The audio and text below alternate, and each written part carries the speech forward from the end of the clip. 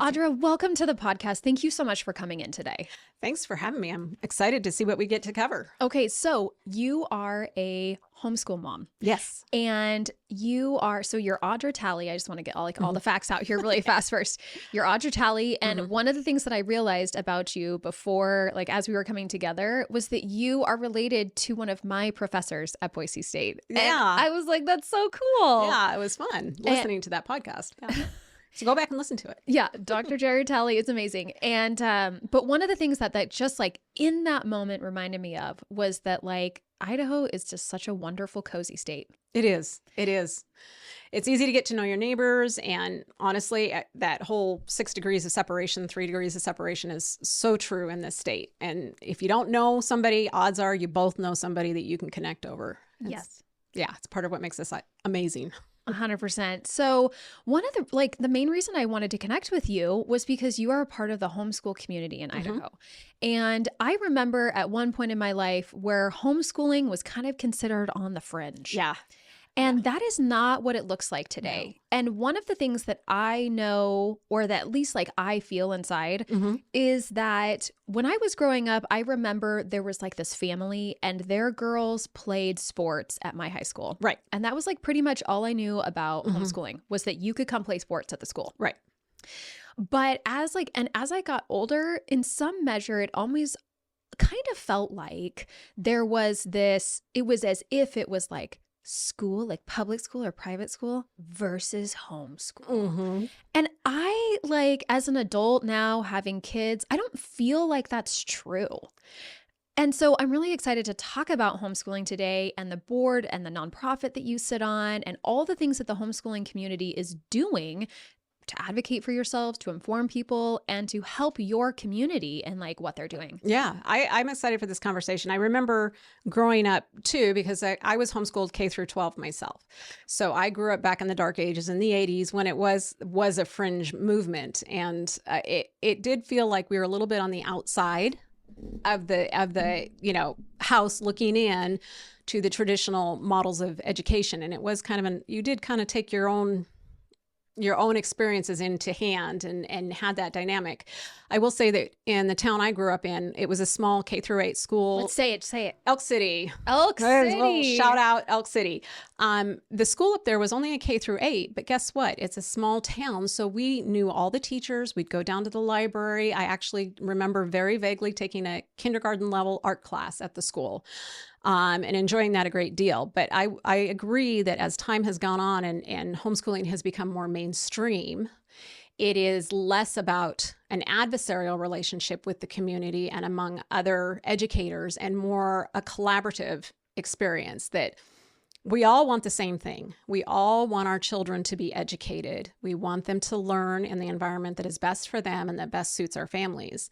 And I think in that way, we all have that united goal in common. And we just have different ways of achieving it. And I think it's an amazing thing that Idaho offers is an expansive amount of options of choices available to educate our kids, homeschooling, charter schools, public schools, private schools, free online schools. You can do a charter school online that allows you to still school your kids at home. I mean, there's an amazing array of options in the state. And it's all because we all want our kids to be well educated.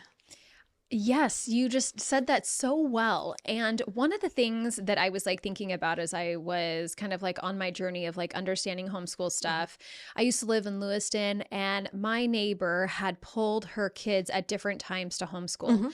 And when my husband's an Idahoan, and so when we moved here and I saw that happening and I knew some people at my church who also had homeschooled their kids, they were a little bit more consistent homeschool. But my neighbor, she did more. It was just more some years she did, some years she didn't with various kids. Right.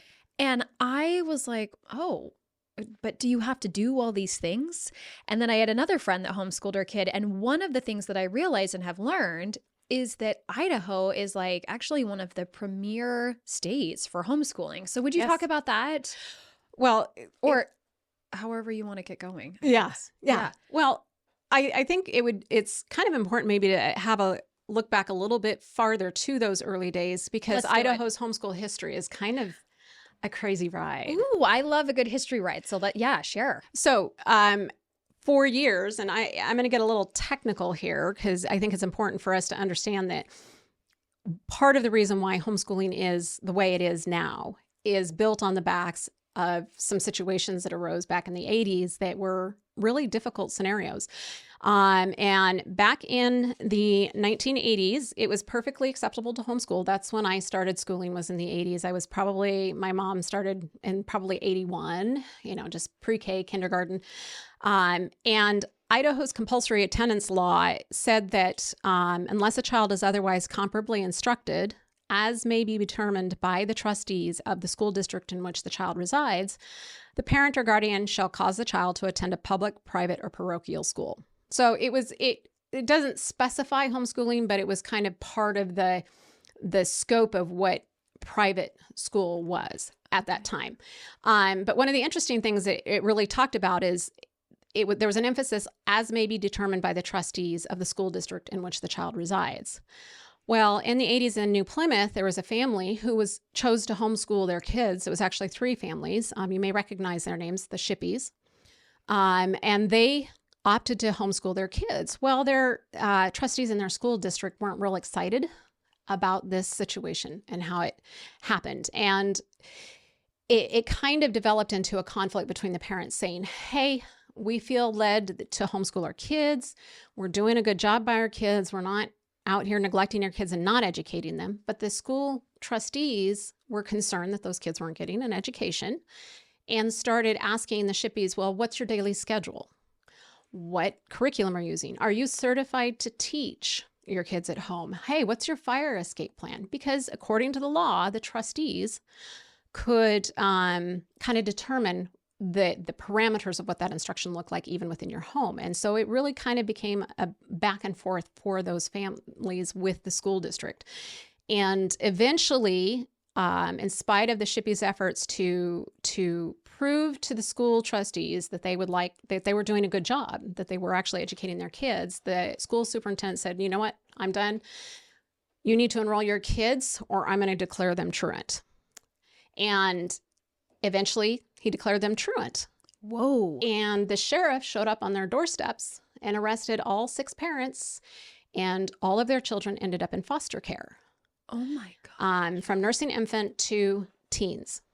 And this incident here in Idaho actually set off a firestorm nationally about the question of homeschooling as a whole. And it really brought to a head that there were some lack of clarity in our compulsory laws as it pertained to homeschooling. And it really was because from one school district, so this is the same time period that I was being schooled. Mm-hmm. And in our school district, it was like no big deal. Right. Nobody cared.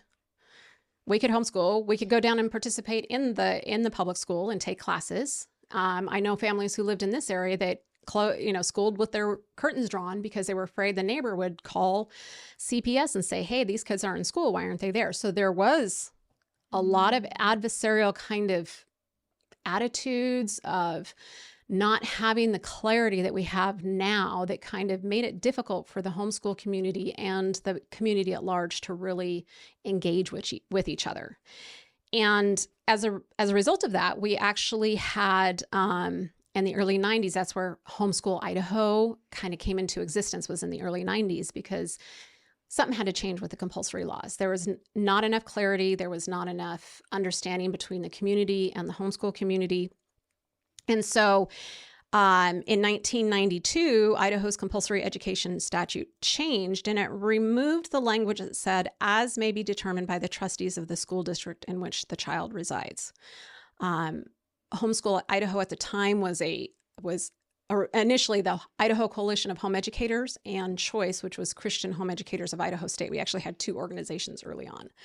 And they came together and lobbied and worked to get this language removed so that inconsistent application of the law from one school district to the next school district to the next school district would be taken care of. It would be eliminated.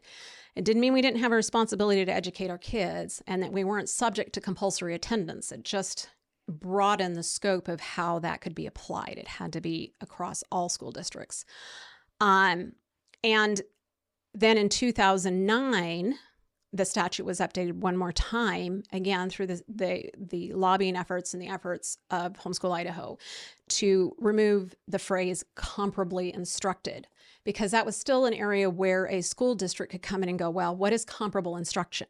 Does that mean I have to use the same curriculum? Does that mean I have to school for the same number of hours? Does that mean I have to achieve a minimum score on a test? It was still a words of art that could be used to manipulate a situation if somebody wanted to. And that's not what we want. I mean, those from the public school and these school superintendents that created this issue with the shippies, they were interested in what was best for the kids. It wasn't that they were working at odds with the parents because they were necessarily interested in having absolute control over every kid. It was, I think most people are driven by a desire to make sure children are receiving a good education. But how we define that can vary a little bit. And sometimes it can become a tool to manipulate or control the homeschool community. And that's been a big concern. So ultimately, that comparably instructed came out of our statute. And then that's what we have now, is that a parent or guardian shall either cause the child to be privately instructed by or at the direction of his parent or guardian, or enrolled in a public school or public charter school, including an online virtual charter school or private or parochial school. And again, homeschooling kind of falls under that private school heading, although the Department of Education makes a distinction between those two things. So that's our history. Whoa, that is like some serious history, Audra. Yeah. And I hadn't heard of that before. Yeah. This is the first time. So thank you so much for sharing that. And I'm curious then, when those experiences were happening, because you talked about like the early 80s, like 81, is that what you said? When I started school, and this happened in like 84, 84. Okay, 84, 85. And then, so language changed in the early 90s, you said, and then it changed again in 2009. Yeah. When that language changed, or even prior to that, was there at what point did homeschool families kind of receive more freedom? Or were some families already receiving that freedom because of the districts? I think we were already on that path to freedom early on, because some districts dealt with their homeschoolers in their community differently. And it was that difference of, well, one community and school district has a certain attitude towards homeschoolers that's very open and very welcoming and very engaged and a very cooperative attitude. And then you had other school districts where it was very adversarial. And again, I think in both cases and in all parties involved, our goal was to educate our kids. We just had different ways of going about it. And when it's adversarial, bad stuff happens. When there's not conversations happening, when there's not dialogue of, okay, what's the expectation? What is our primary goal? How do we achieve those goals? Those are all important conversations. But when you put it in an adversarial setting, it's really hard to get to the heart of what people's concerns are. And so, yes, we had those freedoms even in those adversarial situations, but it was very complicated. So the freedom was there, but it was very shrouded and hidden in some communities. And in other communities, you could walk with your head up and your windows open and not have to worry about it. So, but I think as the law changed and progressed, it allowed, again, for those communities and school districts to recognize, hey, we are all accountable now to the same thing. And it took a lot of pressure off, I'm sure, off of superintendents to go, hey, I can monitor the education of the kids that are inside our four walls of our public schools. But this statute kind of puts on me a lot of pressure to make sure those that are outside those four walls of our school are getting educated as well. And so I think it took some of the pressure off of those people in a way that then shifted that responsibility back to the parents where it actually belongs. So I was reading an article from the Idaho Head News by Carly Flandreau, and what I thought was like really interesting, and I think not that I didn't think it's true, not that I don't think it's true, but just the idea that one mother was like sharing her experience within the story. And she said, initially when her kids were like very young, she wouldn't, like, this is a homeschooling mom, she would not take her kids out in public during school hours. But now in the age that we live today, is like actually not a problem, because people aren't like, just even those kinds of things. So I'm curious, at what point in Idaho do you feel like that changed for everyone, maybe? Because I hear what you're saying, where you're like, some districts were just like super chill from the start. Other ones kind of really, honed in on that language. At what point do you feel like that turned for the homeschooling community? It's probably hard to pin that down to a specific, hey, in 1998 that happened, or 2004 that happened. I think the open acceptance of homeschooling as a legitimate form of education in Idaho has been, I think, accepted as a pretty normal course of business probably since the early 90s. My experience growing up, again, I started school in 81, 82. I graduated in 94, went to college in 97. And I remember even in college having those conversations of, well, I was homeschooled. And my answer, the response I got from my peers was, oh, that's cool. Not, what are you doing here? Yeah.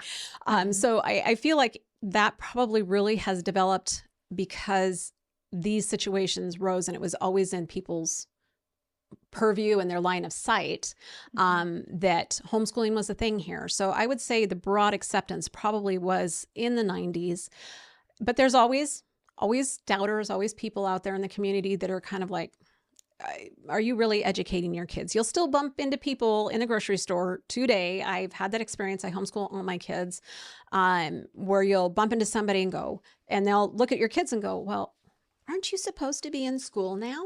Ooh, people still say that to you? Uh-huh. Ooh. Yeah, it still happens. Oh, interesting. And some people, it's genuinely just like, this is odd. What is this? And then other people will see it as an opportunity to dive into why you shouldn't be educating your children at home. I mean, people still have these conversations. So while it's broadly accepted, there are still sectors of the community who aren't, and I think it's because they're not familiar with what homeschooling really is. They just know it's this thing that happens, and they kind of have an opinion about it that is negative. But a lot of times it's community members who just really don't know what it means. They just aren't. Yeah, they aren't aware. So one of the things that was interesting to me in this article from Carly was there's a diagram in there where it talks about students who left public school to homeschool. And she's getting this, data from the Department of Ed, Idaho Department of Ed. And clearly we all know that when COVID hit in 2021, there was a major increase of kids who went home. There was the data shows that 4,800 students left public school to homeschool. And what I think is important, like, to note at this point, and something that I have learned in my journey of just understanding the education landscape in Idaho in general, is that homeschooling families are not required to report anything. Correct. So we actually don't know how many kids in Idaho are homeschooled. Correct.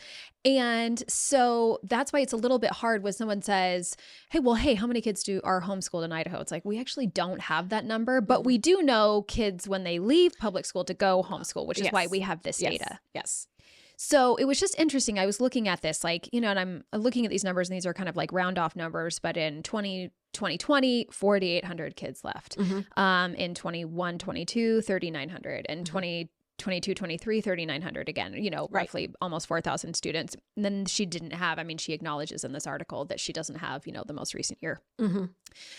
But one of the things that I was thinking about as I read the article was that so many families, if they're able, and I feel like a lot of factors have to come into play here. Families have to be able to do it. Mom or dad has to be, interested. Kids have to be willing. I'm going to acknowledge that my kids would not sit for me and do that. But one thing I do know is that during COVID, when we were here, in West Ada, my third grader, she's a third grader. Third grade was a hard year for her. And when the school year was over, I noticed that she had some holes in her knowledge. And I think that's pretty normal, pretty typical. We're coming off COVID and all those things. But I had a friend who was a tutor, and we had gone to this tutoring center. So we kind of went to this tutoring center because I was kind of curious. Like, I know that she needs some help, but I would love to get some specifics on where this Sure. is. And so I took her to this tutoring center, and they tested her Uh-huh. to see where some of the gaps were. Right. And it was evident that she had gaps in first, second, and third grade. And I was like, oh, this isn't good for her. Right. And I loved the elementary school that she was at, and I loved the principal, and I really appreciated the teacher. And I'm a big supporter of like public schools. Yeah. And I thought, my public school with this great principal and this wonderful teacher here is not going to be able to offer my child what she needs every day. She's just like, they're just not going to. I see the limit here. And I also see that I have the capacity to create a scenario for her that's going to be helpful to her. And so what we did was I pulled her twice a week. So she went to school Monday, Wednesday, Friday, and then on Tuesday, Thursday, she was home. And I had like my friend came and tutored, and then I also took her to, like, we did a little bit of mix of stuff, but essentially it was homeschool. It was kind of hybrid. Yeah. A little bit of this, a little bit of that. A little bit of that. And what was interesting was when I asked the principal, I was like, okay, so what do I need to do? You know, like, okay, what do I have to, right? Like, what rules do I have to follow? Because I follow the rules. Right. She was like, just send me an email and let me know that you're going to pull her Tuesday, Thursday. That's it. I was like, seriously? Like, that's all I have to do? And she was like, yeah. And I was like, do I have to show you any documents? She's like, no. That's like, like, no. And it was at that moment that for me, like, it was like my homeschool experience with my daughter. And I know I acknowledge I'm not the one teaching her, though I had to make sure she was doing all of her things. And I am like, I started out in teaching. So it's like, I mean, I know you're not going in totally. No. But like, that was kind of like my homeschool experience with my daughter. And it was real, like, and it was in that moment that I was like, whoa, these Idaho laws for me right now and my family and my daughter are really working. Yeah. Like, they're awesome. Yeah. And so there are so many benefits to homeschooling. True. And I wanted to kind of talk about some of those benefits because I think homeschooling is a really beautiful option. It is. And I think it's so great that we have it here in Idaho, and then, you know, what it looks like today. So for you, homeschooling your kids, you also, I didn't acknowledge this before and I apologize, but you are on a board with a nonprofit. Talk about your nonprofit for a minute. Sorry, before we dive into the benefits. I'm all over the place. I'm sorry. It's kind of been a crazy day. It's Audra. okay. It's been a crazy day on this end too. Okay. You know, that's called mom and real life. I appreciate you just being like, just chill with me as we take this journey. Hey, I could spend hours talking homeschooling, and we could go from one end of the world to the other and talk about it. But so Homeschool Idaho is a nonprofit organization in the state whose specific purpose is to inspire, promote, and protect homeschooling. And the inspiration is, hey, parents, you can do this. There's nothing that you can't overcome in the homeschool world when it comes to educating your child. You are your child's best advocate, and you are the expert on your child. Nobody knows them better than you. And so that's part of that inspiration of encouraging homeschool families that they can do this. The promoting is to do exactly what we're doing here, having this conversation, being out in the community, letting people know that it is an option. And not only is it an option, it's a good option. It's a viable option. It has produced amazing outcomes throughout the country and in Idaho for decades now. And then to protect homeschool freedom. Those laws change partly because of the input of homeschool organizations like Homeschool Idaho, which our state only has one organization. Most states do have a homeschool organization that this is their stated purpose from one end of this country to the other. It's also that protecting is to pay attention legislatively to what's going on in the legislature that might have an impact. Sometimes I think that some people don't realize that there's tertiary components to other education statutes that can affect homeschoolers. And a lot of times it's unintended. But there's also good things. Recently, the driver's ed bill that passed that would let parents teach their kids, do the teaching portion of the driver's ed training, was a good thing, not only for rural communities where driver's ed isn't offered, but it was also a good option for homeschool families because there's a lot of homeschool families that are very rural and need that as an option. We'd love to see it as an option for all homeschool parents because then we don't even have to engage with the school system for that. and it makes it a more affordable option. Right. Yeah. So there's stuff like that as well. So that's part of that promoting and protecting and engaging with the homeschool community. So it's two-sided. And that's what our organization does. I mean, we do everything from a convention every summer, a 2-day convention that parents can come to and just be encouraged and have access to resources, have access to us as an organization one-on-one. We do one in North Idaho, a 1-day conference in February for anybody who's in North Idaho. That's a new thing that we've started doing. We do. And when is that in February? That one is on, you're going to ask me, and I'm going to have to look on my calendar here real quick, but that works for me. Actually, Abby and I are both headed up there to support that group. So it's on February 22nd. Okay. And it's online at homeschoolidaho.org. You can sign up for that. It's a great opportunity for our North Idaho community because they can be very isolated from us down here in Southern Idaho. So we've put a lot of effort in engaging with the community up there. We do Legislative Day down at the Capitol, which is an opportunity for homeschoolers to meet their legislators, put the face of homeschoolers in the state in front of our legislators. Oh my gosh. We serve them Pi Day. Yeah. Like hold up that book, please, so that we can get it on camera. Like, there you go. And this is a history of all homeschooling in Idaho. So the story I told you is all in here and all the little tiny steps in between. Okay. And everything. And this was written by Linda Patchen, who's actually on our board of directors, our chair, still involved in this community, was involved back in the 90s and the 80s when all this stuff was happening. So she's still engaged in the community. So that's our history, but I love that. And there's the pie on the front. And why is there a pie on the front of this book? Because on our Legislative Day, we'll go down to the Capitol. We reserve all 3 of the floors that are reservable at the Capitol. And we have our homeschools come from all over the state and set up displays that their legislators can come see. And it's an opportunity for real homeschool families to interact with their lawmakers and say, hey, this is what homeschooling looks like in the state. Sorry, I talked with me. No, it's great. No, you're good. We interact with our legislators. It's an opportunity for us as an organization to interface, and we serve pie to our legislators. So it's known as Pi Day. I love this. So do you go in March? No, we don't. Oh, okay. It was established long before 3.14 was a thing on the calendar. We've been doing this for close to 30 years. Our Pi Day. So it's been going on for a long time. When is your Legislative Day? It is February 12th. February 12th. So it's a great time for anybody who's even remotely interested in homeschooling. You need to write down the date and come see us. I want to come down and see you guys on February 12th. That's amazing. And we are there. I want to say our kind of official start time. I'd have to look on my calendar. I'll get it from you later. Yeah, I'll get it from you. Yeah. That is amazing. So, we really, no matter what our legislators do or don't think of homeschooling, we really value what our legislators do for the state, for the community. They are down there working really hard, sacrificing a lot for our community. I mean, it's not just them investing time, it's their families. And we want to show our appreciation as a homeschool community for the work that they do. And this is a great opportunity to do that.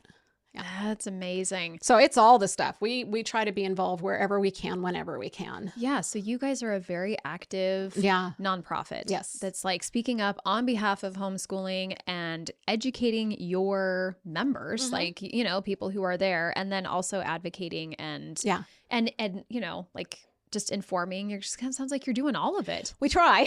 That's amazing. I love that. And this is like something that I've just like learned recently, which I just I just like love it all, Audra. It's awesome. Okay. So when we're talking about the benefits of homeschooling, you've talked about it kind of like, some of the stuff is trickled in, but tell me about some of the benefits of homeschooling for you. Like, what do you love about homeschooling? Oh gosh, what's not to love?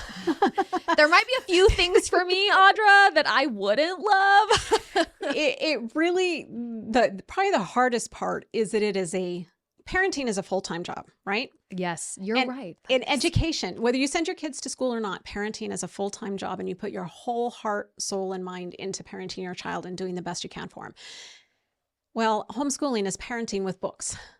Essentially. So you have the same passion and the same heart and the same drive to educate your children that you have to parent them. You're just adding an academic component. So that is one of the hardest parts because it takes everything in you to do those things, right? It's Oh my gosh, you said you're just adding books.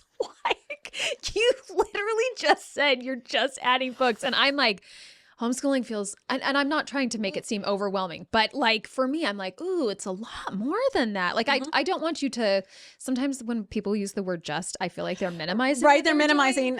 And I get that you're trying to not make it seem like it's so overwhelming. Right. But it is a commitment. It's a commitment. And that's probably that's also the hurdle, is that you are taking direct personal day in and day out responsibility to educate your child.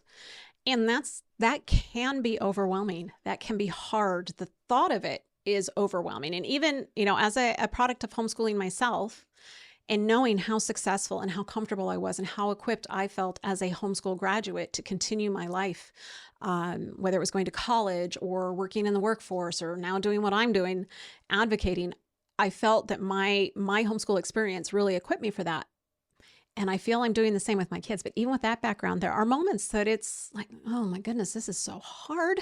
I mean, do you ever go to the bathroom and take your own time out? Like, there is no such thing. Like at home. No. There have been times where my kids are like, where are you going? And I'm like, mom needs her own time out. Like, when my kids are little, I'm going with the chocolate. Yeah. And I'm going to go lock myself into the bathroom. Amazing. So what does a typical day look like for you? I mean, do you still have kids at home that you're homeschooling? I do. I have a 17, a 15, and a 12-year-old. So I've got a junior, a sophomore. Yeah, you're like, I have to do the math. Yeah. And then an 8th grader. Okay. And I've done K through 12. I mean, I started when they were in kindergarten. And a typical day changes from one day to the next. And from family to family, it works different. But I can give you kind of a sample of our day. For us, I'll give you a snapshot right now, because as your kids grow, things change. Right. But we will typically get up at a decent time in the morning. For me, that's like a 6 or 6:30, but my kids get to sleep a little longer because we don't have to rush out the door. But, get our breakfast, and then we gather around at 9 or 10. Nice fluid window just in case somebody's having an off day, because it happens.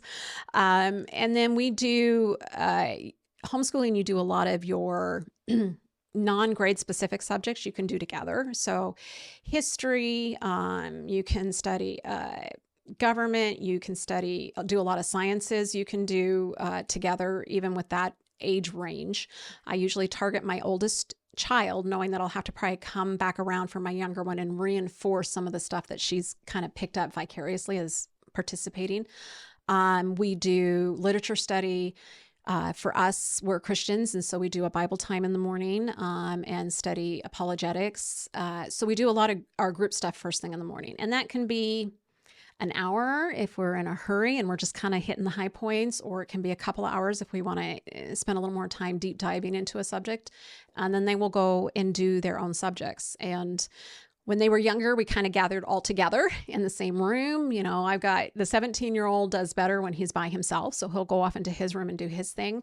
My 2 youngers are easily distracted, so they will stay in the room with me at our school table and do their work there. And then I make myself available to them, but they are able to, at this stage in their life, I don't have to be right there over their shoulder guiding them. So in some ways, it's a little more hands-off now than it used to be. But that's kind of how our mornings have always run from the time they were itty bitty.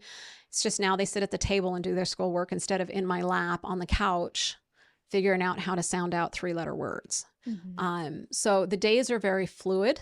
I also realized early on, especially with younger kiddos, that grocery shopping has to happen. Mm-hmm. And I don't like grocery shopping in the evenings. Mm-hmm. So I adjusted my calendar. I like to do just, a typical fall to spring year. But I adjusted how much we did each day to fit in a 4-day week, so that on Friday we could go to the grocery store. We could go do a field trip. We could go see dad at work. We could do doctor's appointments. We could do the stuff on the 5th day without it feeling like I've lost a whole day of school. Mm-hmm. There was one early on, it was hard to fit science and history and geography into the regular school year.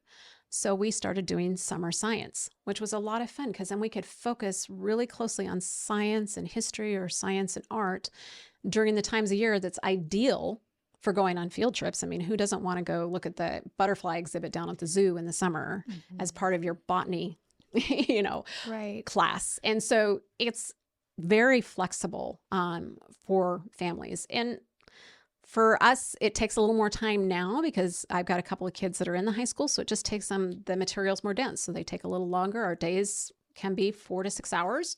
When they were itty bitty, our days were an hour and a half of school because that's all they really needed in order to cover the material. So that is one aspect of homeschooling that's amazing, is it's very efficient.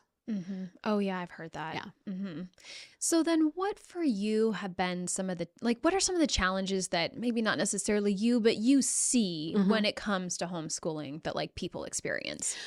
One of the biggest challenges I've seen in homeschoolers or people looking at homeschooling is the belief or the confidence that they're capable of doing it. Because it's I'm not a teacher. I don't have the patience. I don't have the knowledge. I only have a high school diploma. Those are a lot of the big things that people come up with is, I don't think I could do this. And the confidence is something that you develop as you do it, just like any skill. If you start out playing piano, you're going to figure out where middle C is, right? You're going to figure out one thing at a time and you're going to build on that. And the nice thing with homeschooling is it allows you the flexibility of developing that skill one subject one day at a time, and you develop the confidence as you go. Patience is one of those things where, again, you develop it as you're tested. As life happens in the day-to-day, you develop that patience. So those are some of the biggest struggles. And then there's always that, well, I just have a high school diploma. Am I really qualified to teach my kids? Well, actually you are. Because most of the education that is going to stand your children in good stead, you can teach in the first 8 grades. I mean, if they know how to read well, and they can read for comprehension, if they can do basic math, if they have a basic understanding of history, basic science, all those things, you can really develop those skills early. And then from there, you as the parent also become the student with your student. So for me, algebra was never a strong suit. I struggled with algebra, and I still struggle with algebra, but I'm teaching it for the 3rd time. And guess what? It's a lot easier. And it was an amazing opportunity to learn the skills that I didn't develop, or things that I didn't even have exposure to in high school, or that most people wouldn't have exposure to. I can go, you know what? That was something I wished I could have done. I'm going to make sure I do it with my kids and that we learn this together. So I think that it's an amazing opportunity for the parent to not only be the teacher, but also the student, and to learn with your kiddos. Because there's nothing a parent who's motivated and driven to do what is best for their child they can't figure out how to do. Right. And I mean, really, one of the things I'm hearing you say is that homeschool parents that do this are lifelong learners, because you have to learn with your kids. I mean, you're going to learn with your kids. If you don't know the thing, you got to figure out how to help them do the thing. Yeah. So, one thing that I was thinking about was curriculum, right? I mean, we see curriculum all the time. The state has, curriculum standards for public schools. I mean, standards and things and offerings hey, you can choose these different curriculums. What type of resources are available to families who are wanting a little bit more structure? Hey, I operate well in structure. I think I could do this. What types of things are out there for families, and how do they know what to hit and cover and, go over? Right. Well, I think one of the first things to remember is that as a homeschool parent, as free as we are in the state, we still have an obligation to educate our kids, and it's expected that we will. And we have to cover the subjects that are commonly and usually taught, which means language arts, math, science, and social studies. Those are the 4 minimums that we as homeschoolers need to be aiming for to educate our kids, because that puts them in a level playing field and a level environment with everybody else they're going to interact with in society after they graduate. They need those basic core materials. Now, as far as curriculum, That is a whole conversation in of itself, because the homeschool community, when we started in the 80s, there were probably 4 curriculum providers, and they were providers that were providing curriculum for private Christian schools, um, but made their resources available to homeschoolers. So you didn't have to be part of a private school to access those. Now the market is replete with options for curriculum. And so you can take a very traditional classical approach, or what's called a traditional approach. And that's more of a public school model where you have your lessons, and then you have seat work to reinforce those lessons, and you cover XYZ topics on, on Monday, Wednesdays, and Fridays, and Tuesdays and Thursdays, you cover these other topics, and you can buy resources that'll have your teacher planner right there. This on first day of school, you cover this lesson. These are on these pages. Here's your grading rubric. Get to work. I mean, super simple. It literally will hold your hand.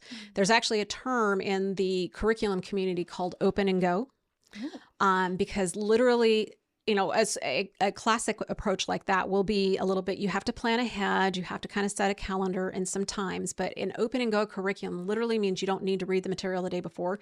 You open it, you read the instructions, and you go, and you hand it out to your kids. So there's resources like that. So you're saying that's a term in the homeschool community? Yes. Open and go. Open and go. Oh, I like that. Yeah.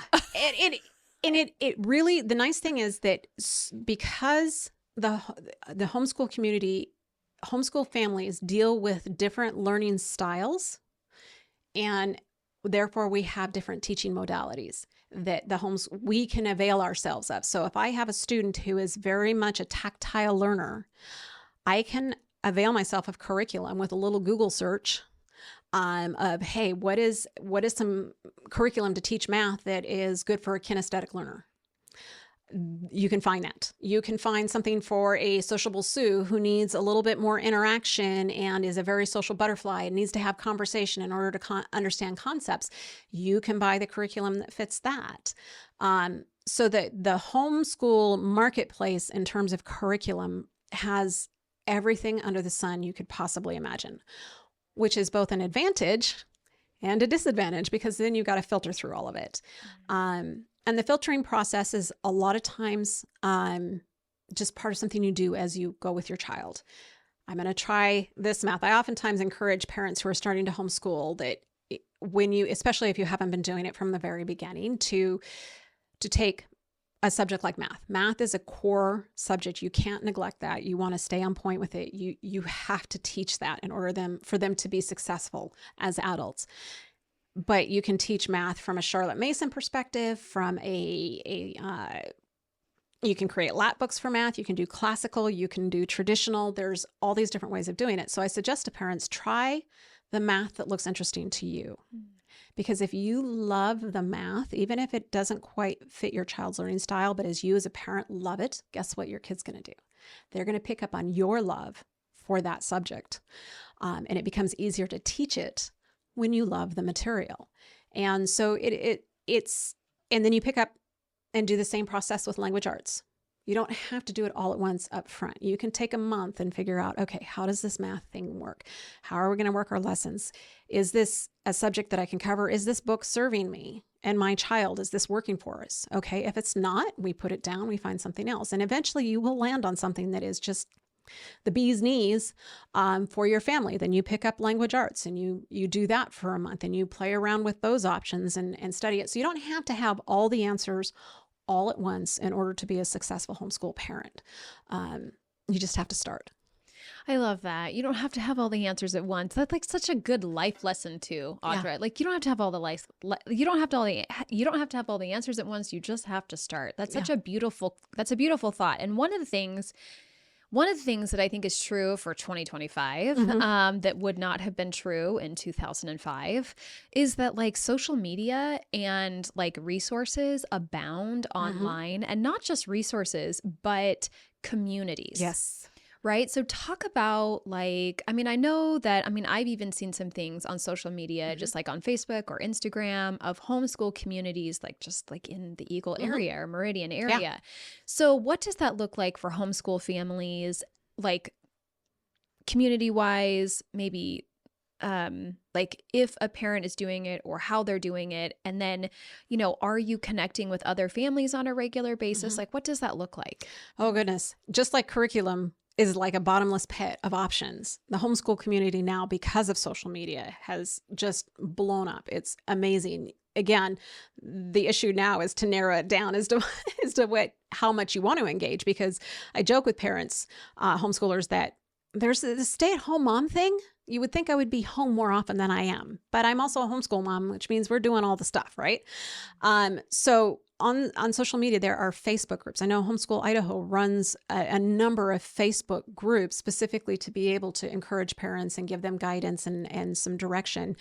But there's a ton of Facebook groups, and some of them are driven by, okay, I'm homeschooling in this geographic location.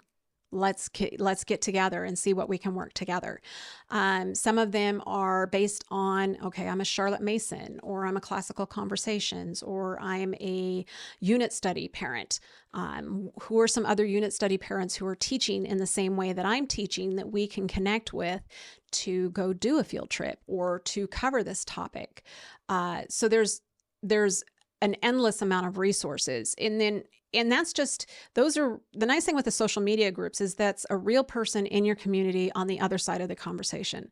Now, there's definitely a lot on the internet as a whole. So, when we bring in as an organization speakers to our convention, we are bringing in nationally known homeschool speakers, and they a lot of times will have community resources as part of their ministry or their business is to offer resources to the homeschool community. So like this year, we're going to have a homeschool mom named Rachel Carmen come in, and they own now Apologia, which is a science curriculum targeted for the homeschool community. So when she comes in, she brings in her resources so people can have access to them and look at them directly. But she also offers a community as part of her business. And that's true at that scale, but it's also true. There's a lot of Instagram moms that are just homeschooling on the farm or homeschooling in the big city, and you can follow and like those. And if you're looking at that for inspiration, that's awesome. And a lot of times they'll have amazing insight, but it is easy to get a little distracted. So you got to kind of, you got to be careful about how deep you get into those. But even homeschool co-ops exist.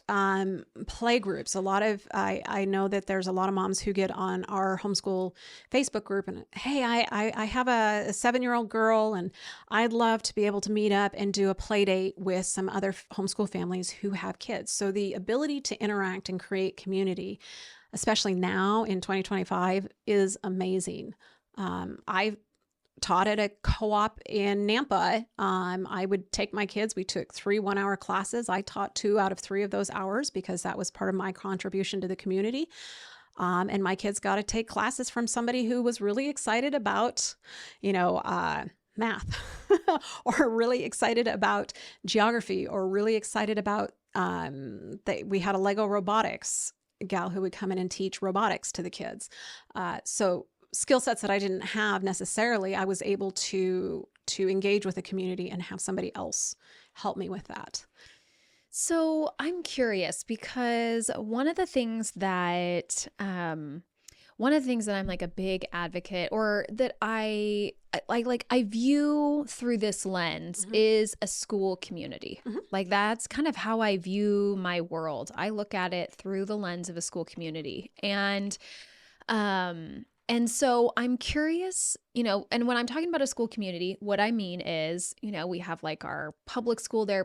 We're going to look at high school, for example, our high school public school. And that's where like kids are on a Friday night in the fall time, right? They've got football and the cheerleaders and marching band and the dance team. And like at my kids' high school, there's a girl that rides a horse, right? And she when the national anthem goes off, and then, like parents are there and students are there, and they're like, there's people like selling hamburgers at the beginning, and it's like this really, really cool thing. I think right. So there's that stuff. And then there's like the local businesses and there's the nonprofits and there's the taxpayers and there's the school board members, like all of these people are all interacting together. Right. And like they're in the school community.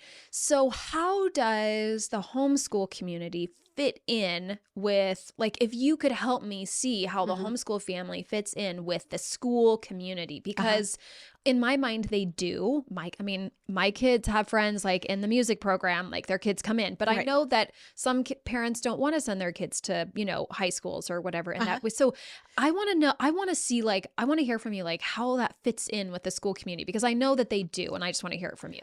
Oh, they do in a lot of ways, and it's kind of funny as a homeschool parent. Guess what football games we go to? Guess what community activities we engage with? Even if my kids are not involved, I remember going down to Kuna High School and watching some football games. We have friends that are part of our church community who go to public schools, and we'd go down and watch their football games. My kids were involved in baseball. In Kuna when we lived there. And so we got engaged with the community that way. The state offers dual enrollment, which is an amazing option for homeschool families who would like to be engaged with the public school and have classes there. Although I feel like sometimes, because we're only kind of pulling here and there, we're getting an educational value out of it. But I think the community aspect is beyond our ability to go to the school, because these are the kids that are in the public school are the same kids our kids are going to be working with in jobs. They are the same kids that will go down the street and play in the park. And guess what? Public school kids are there too. Private school kids are there. We play, it's part of everyday life to be a human being in a small town, to engage.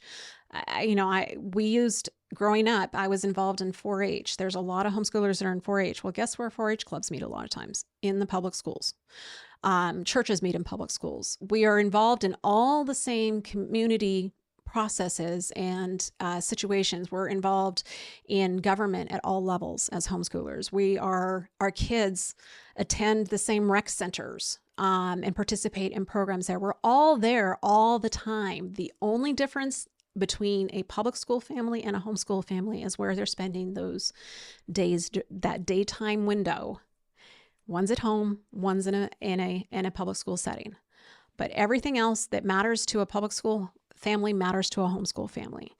We want, our roads to be taken care of. We want nice parks for our kids to go play in. We want the public library. I mean, homeschool families, if there's one member of the community that avails themselves of public libraries like nobody's business, it is going to be homeschool parents, because you can literally homeschool for free at your public library. So we're very invested in our communities at that level of we want our kids to be successful. We want those libraries to do well. We want those resources there. I would love to see, and I've seen this in the library down at Kuna, but I'm seeing it more and more, where they actually have homeschool curriculum that they will lend out from the library. I think it would be an amazing opportunity for the homeschool community to interact with the libraries and go, hey, instead of only being able to check out this math book for the 2 weeks, you check it out by the school year and offer homeschool resources within our library system. I think that would be an amazing use of resources. But even without that, I mean, the library is a bottomless world, an endless world of educational options for homeschool families. So I think that community extends beyond just our mode of education.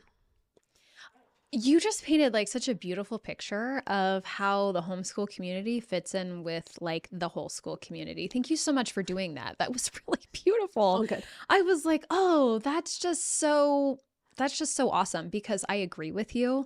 And one of the things that I have learned over the years, and this is something that's super interesting to me, is that the homeschool community wants the public schools to be successful. Absolutely.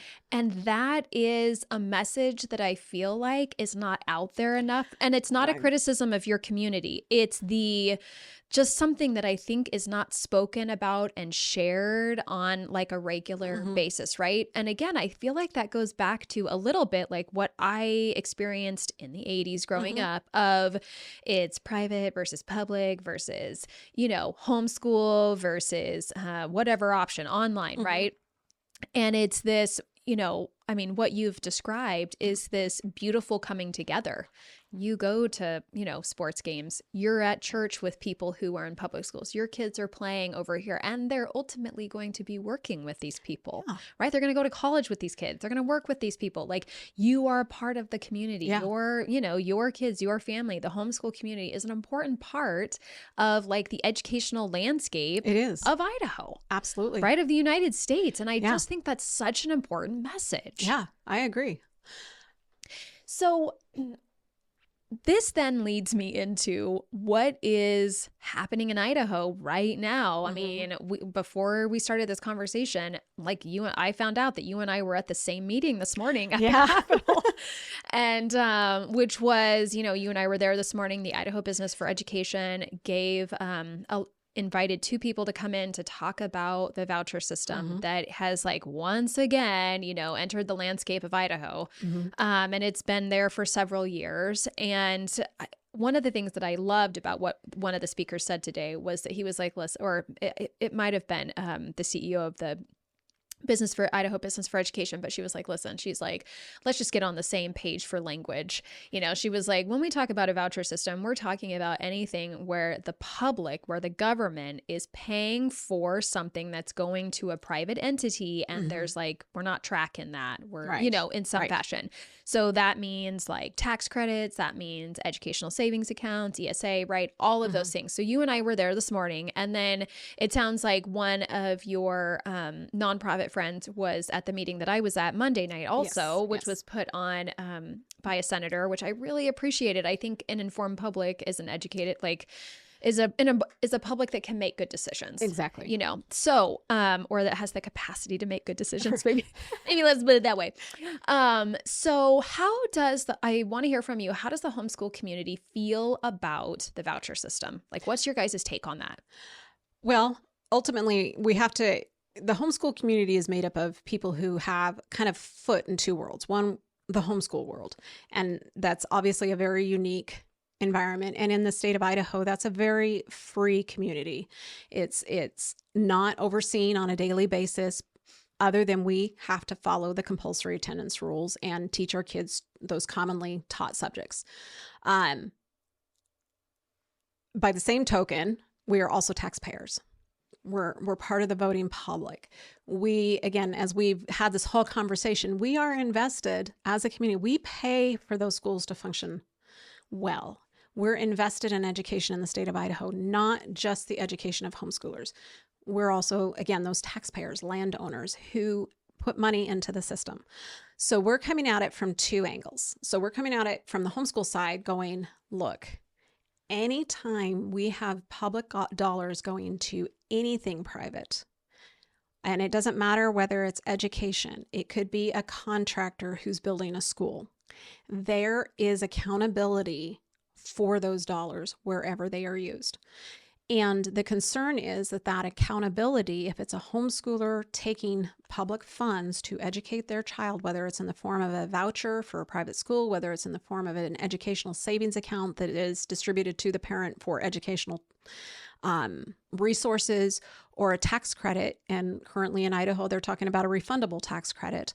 Those are all public dollars, and there has to be accountability. And the homeschool community is worried that accountability looks like testing, looks like teacher certification, looks like, oh, you must teach XYZ material in order to be able to receive these funds. So we're worried about that control, because I think that's part of what makes the Idaho educational landscape so amazingly vibrant, is that you have all these different ways of educating, and the homeschool is kind of the we're going to let parents do what parents do best. And we're going to let what the Constitution asks Idahoans to do, which is to fund a system of public instruction. We're going to let the public funding fund that entity. But as soon as you start crossing over and having public funds move into the private sector, now you basically have made public what had previously been private. That's kind of the homeschool concern. There's a lot of argument that we hear that homeschoolers, well, if you don't want this money, don't take it. Sounds amazing, except for that I'm still paying for it as a taxpayer. And in every state and every instance where public funding has gone to private education, there have been cases where that regulation that was meant to regulate those receiving funds also was going to spill over to those not receiving funds. So it's a very real risk, and it's not an unreasonable risk. It's not an unreasonable to expect that that is a possibility. In Arizona last year, there were 27 bills presented to tighten up the oversight for their ESA program. 2 of those bills would have had impacts on homeschoolers that were not receiving any kind of funding. West Virginia had the same scenario develop. So there's a real legitimate concern over that issue.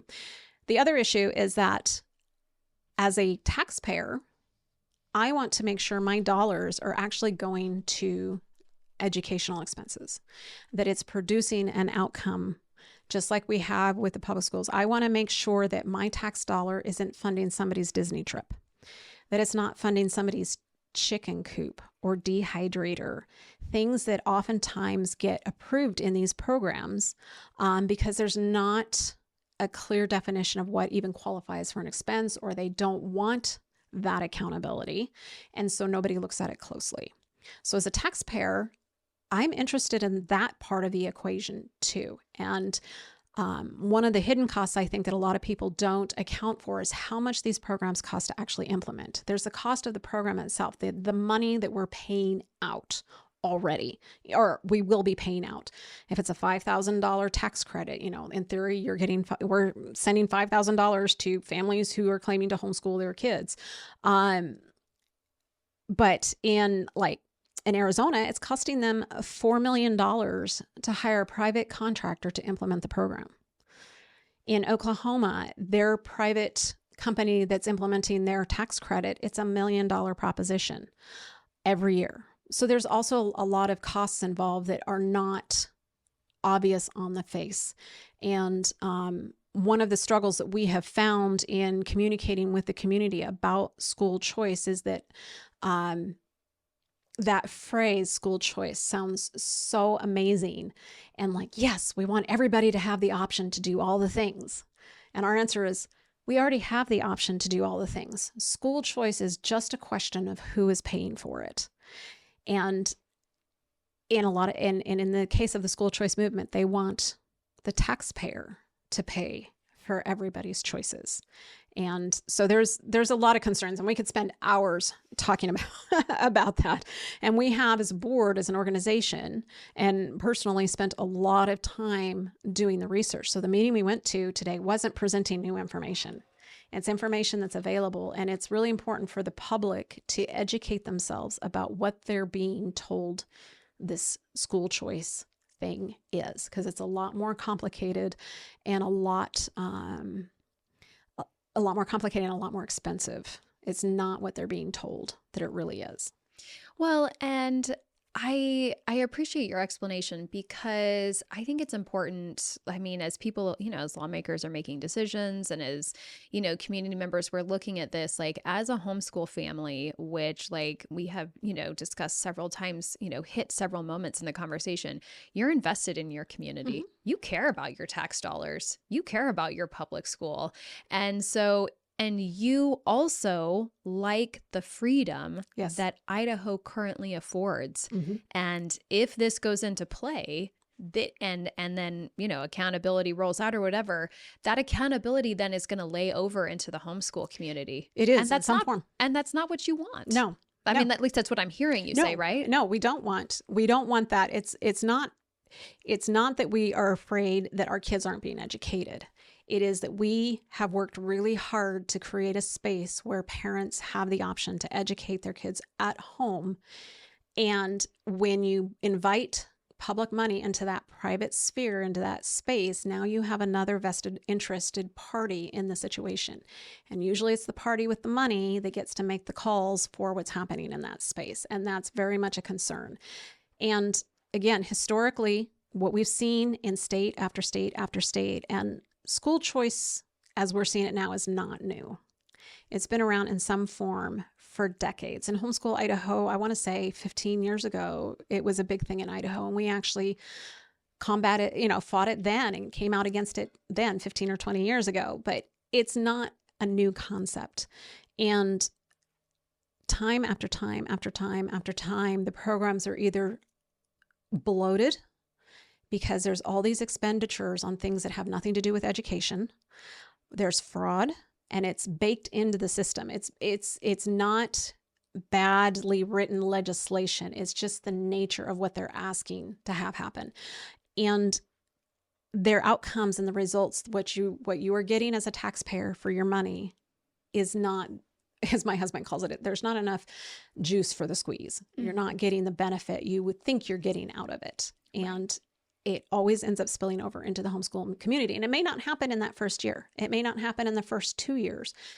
But we have seen cases where within 2 years, there is legislation out there that will have a direct impact on homeschoolers that are not taking any money.